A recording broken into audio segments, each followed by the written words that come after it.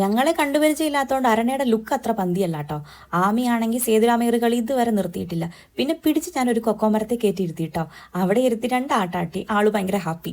പിന്നെ ഞാനും ആമിക്കടെ കൂടി അതിലൂടെ മുഴുവൻ റോന്ത് ചുറ്റിയേ. അപ്പോഴാണ് വാപ്പിച്ച് പറഞ്ഞ് കിണർ കുത്തിയേക്കണ കാണാൻ കൊണ്ടുപോകാന്ന് കേട്ടോ.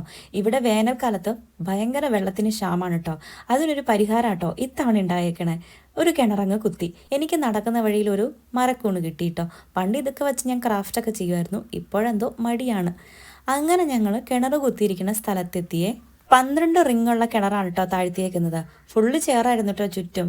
കിണറിന്റെ പണി കംപ്ലീറ്റ് ആയിട്ടില്ല, 2 റിങ് കൂടി വാർക്കാനുണ്ട്. അങ്ങനെ കണ്ടത്തിലൂടെ സൊറ പറഞ്ഞ് കുറച്ച് നേരം നടന്ന ശേഷം ഞങ്ങൾ തിരിച്ച് വീട്ടിൽ പോകാൻ പ്ലാൻ ഇട്ടു കേട്ടോ. സമയം ഇപ്പോൾ 2:30 ആയിട്ടുണ്ട്. ആമീനെ ഇനി പിടിച്ച് കിടത്തി ഉറക്കണം വീട്ടിൽ ചെന്നിട്ട്. അപ്പോഴാട്ടോ ഞാൻ ഈ ചെടി കണ്ടത്. നല്ല രസമുണ്ടായിരുന്നു. എൻ്റെ പേരൊന്നും എനിക്ക് അറിഞ്ഞൂടാ.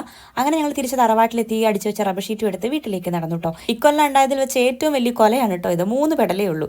അങ്ങനെ ഞങ്ങൾ ഷീറ്റെല്ലാം വിരിച്ചിട്ടു.